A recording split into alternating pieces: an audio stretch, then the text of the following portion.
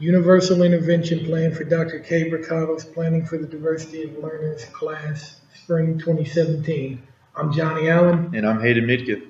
and our Universal Intervention Plan is going to focus on how we can foster a sense of motivation in the students that we will encounter in our future classrooms. But first, it's important for us to define just exactly what motivation is. Okay. The Merriam-Webster definition of motivation is the act or process of motivating. So some students need motivation to get through class. The other one part is the condition of being motivated, like students students who lack motivation. The second definition is a motivating force, stimulus, or influence, like through incentive or drive. In her book, Carol Weinstein cites a 1991 study by Newby that found that students are much more likely to be engaged in classrooms where they feel like they have a tangible connection between their life experiences and what they're being taught, or if they feel like there is a tangible reason as to why they are learning what they are learning. We can foster these feelings in a number of ways. For instance, we can try a unique classroom setup. This would foster interactions between students and the teacher and also help with teacher control. Another way would be to implement a reward system so that they feel they are working towards something and they will gain something if they succeed in their studies.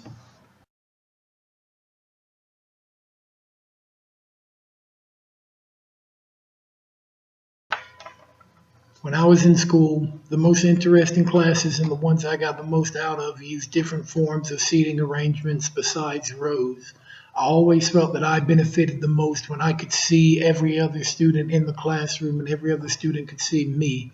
This increased our interaction with both each other and the teacher.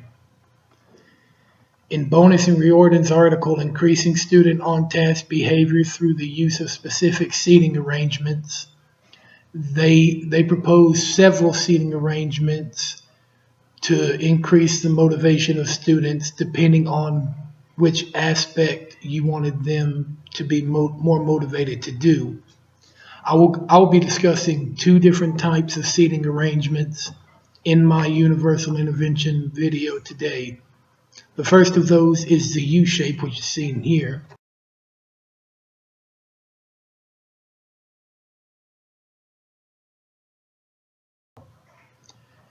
And the second is the cluster formation, which is seen here.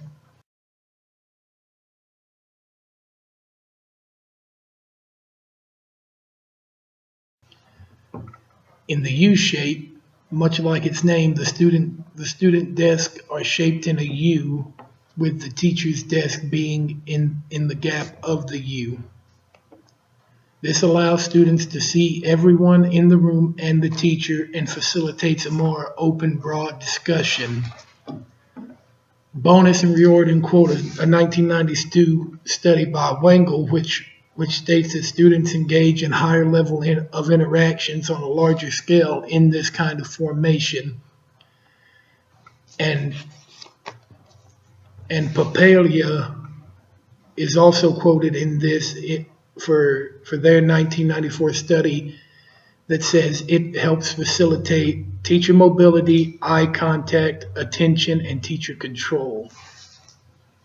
However, if you are wanting a more individualized discussion which allows for more broad ranges of viewpoints, a cluster formation might be more appropriate for your classroom. A cluster formation, much like the U formation, is like it sounds in the name. Students are seated in groups of 3 or 4 and spread across the room.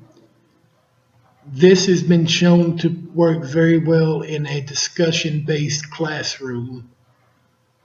This allows, like I said, for more wide-ranging viewpoints to be had because more students speak up. In a U shape, there is less hand raising, and therefore the more verbose of your students will make bigger points than the more reserved of your students. But because this is a more individualized form of seating, it encourages hand raising.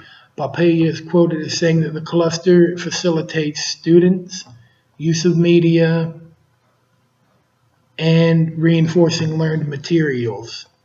This is more for students that for classrooms that are a little bit behind, because this also facilitates remedial activities. As a teacher, it will be my job and every other of my classmates' jobs to feel out their room and decide which of these two is better.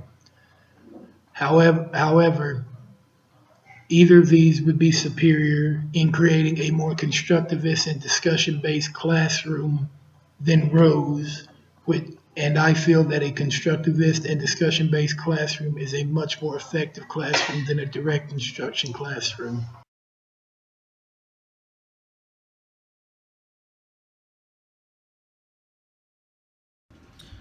Alright, my name's Hayden Midkiff, and this is my part of the video on, I'm going to be talking about rewards and how teachers think rewards are bribery, or considered bribery, manipulation, or controlling for students, which is seen as a bad thing.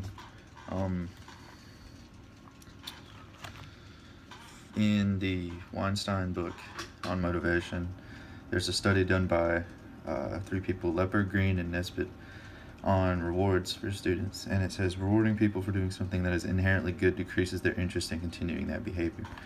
So to simplify that, it just means that something seen as pleasurable at first, but after you keep doing it over and over and over again, it just becomes work. So it just tarnishes the reward that they got, and it just doesn't even become a reward anymore. That is called the over-justification hypothesis, when the reward loses value like that. Rewards should be used in the book. It states that, gives 2 examples of a good reward and then a bad one. One was a teacher would give a reward after every assignment, and say assignments are due every day or something, so a reward every day would just tarnish that reward, just like that research study did, or said. And the other one is you give a reward after after each test, and say there's like 5 tests in a semester. So if a student would make every student that makes it an 80 or above gets a reward. That's a good one. Personally, to me, I find that rewards are a good thing. It helps the students to strive towards something, but it has to be something, or rewards have to be like spread out, like through tests, not like close-up assignments. It's just not a good way to do it.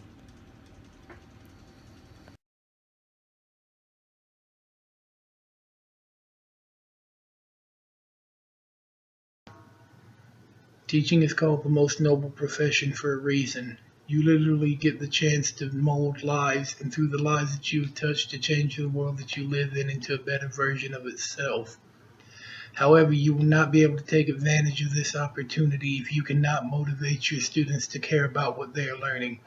It is the hope of myself and of Hayden that through the use of these unique seating arrangements and the reward system that Hayden has just finished telling you about, to foster a sense of motivation in our students that will help them become critical thinkers and dynamic learners, and eventually productive leaders of this society, to change the world for the better. For Hayden Metcalf, I'm Johnny Allen. Thank you very much.